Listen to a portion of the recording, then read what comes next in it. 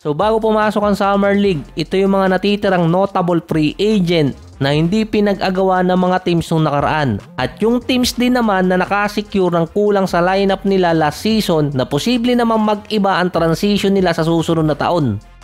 Sa guard position, ang pinaka-notable player doon si Josh Giddey.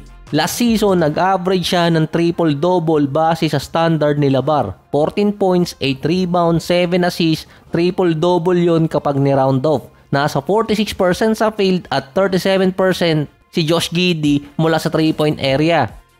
Best season so far yon ni Josh Giddey sa NBA after din siyang i-trade mula Thunder papuntang Bulls kapalit ni Caruso. Nasa waiting game ang Bulls at si Giddey. Wala pa rin kasi nag-o-offer sa kanya ng mala Immanuel Quickley na kontrata. Ito kasi yung binabasihan ngayon. Hindi ganun kataas, hindi ganun kababa.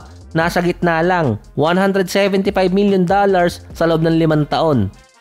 Ang ino-offer kasi ng Bulls kay Giddey, 45 million para sa 2 taon lang din na hindi pa niya tinatanggap. Dahil walang kumukuha na team kay Giddey, nasa waiting area lang ang Bulls dahil nasa kanila pa rin ang rights dito kay Giddey. Tatapatan lang nila yung kontrata na ibibigay ng ibang team kaya meron silang leverage. Pwede kasi makapag-offer ang Bulls ng 150 sa loob ng 5 taon. Kung wala dyan ang i-offer ng ibang team, hindi rin nila makukuha si Giddey at pwede pang baratin ng Bulls si Josh Giddey kapag nagkataon.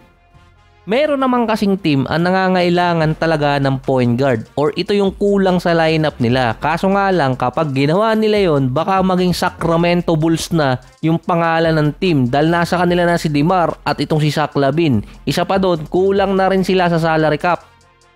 Si Quentin Grimes naman, himalang available pa sa market. Sa Sixers, nag-average siya ng 22 points, 5 rebounds, 4 assists, 47 and 37%. Proven naman si Quentin Grimes na kapag binigyan ng minuto, nakakalaro ng maayos. Kahit sa Dallas, quality minutes, quality average. 10 points, 4 rebounds, 2 assists, 46 and 39%. Usual naman tumataas ang value ng player sa ganong stats. Tapos na rin ang rookie contract ni Grimes. Kaso lang, ang gusto niya or demand niya, nag-alakuminga. $25 million per year na kontrata, at least $100 million sa 4 na taon. Hindi willing ibigay ng Philadelphia ang ganong kalaking kontrata sa kanya. At walang teams ang gusto rin magbigay ng ganong kalaking kontrata kahit proven pa si Quentin Grimes na best player. Sa worst case scenario nga lang, sa Dallas naubusan halos ng player doon. Sa Sixers naman, injured din yung mga top player nila.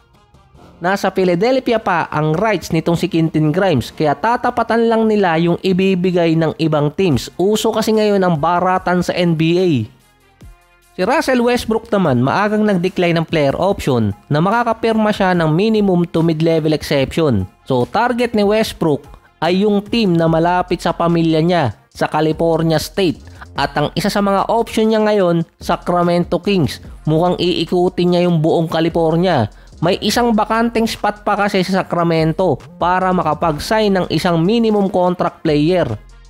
Meron ding mutual interest sa pagitan ni Westbrook at Sacramento Kings dahil nga sa point guard position spot na kailangan nilang lagyan dahil ito yung nire-request ni Domantas Sabonis at nung mawala itong si De'Aaron Fox.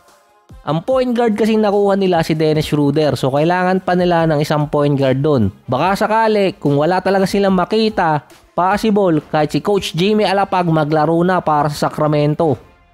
Kasi ang best option talaga doon na makuha sa ngayon si Josh Giddey. Kaso lang dahil nga sa rights ng Bulls na tatapatan lang nila yung kontrata na ibibigay ng kahit anong team, mahihirapan lang din ang Sacramento doon. Kaya hindi sila sumusubok.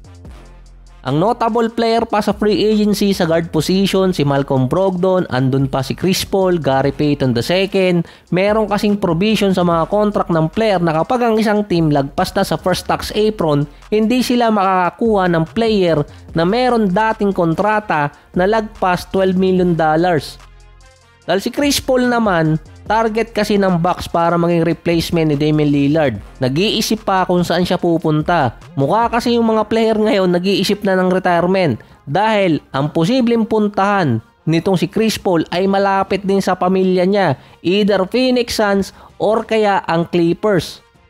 Kung sa Suns siya pupunta, ipinagpalit nga siya kay Bradley Beal na ngayon kapit tuko pa rin sa Suns. Pinupurso din ng Clippers na makuha si Malcolm Brogdon, depende sa magiging desisyon ni CP3.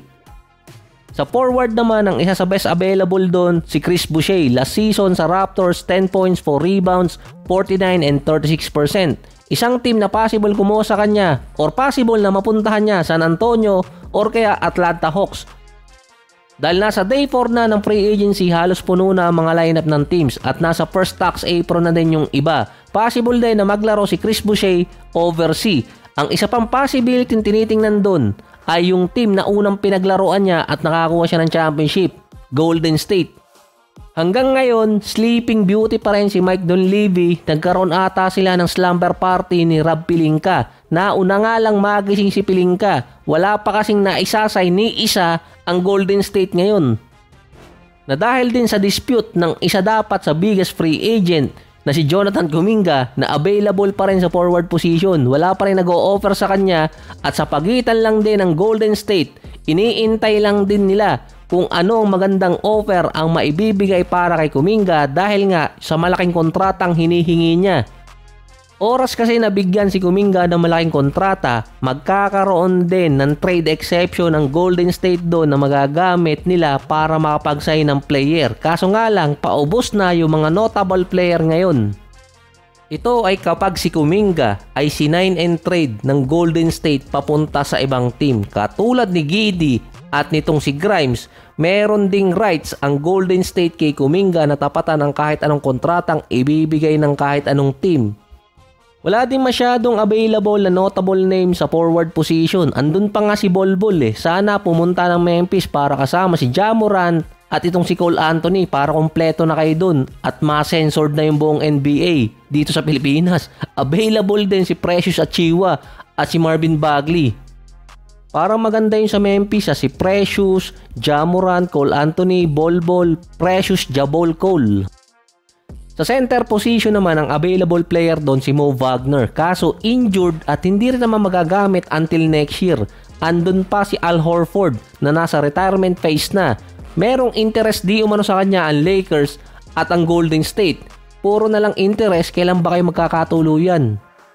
Sa ngayon, expectation sa Golden State mapupunta si Horford dahil pumirma ng 1-year contract si Jackson Hayes sa Lakers. Sa Golden State din kasi umalis si Kevon Looney. Saka bagay din naman si Horford sa Warriors kasi nga galing naman siya sa Boston Warriors. Halos same naman ang style nun, tumitira ng 3-point shot. Makakasama niya pa doon si Tito Jamie. Hindi na rin ganun kalakas si Horford pero nasa 9.6 rebounds, 3 assists, 42 and 36% na meron pang 27 minutes.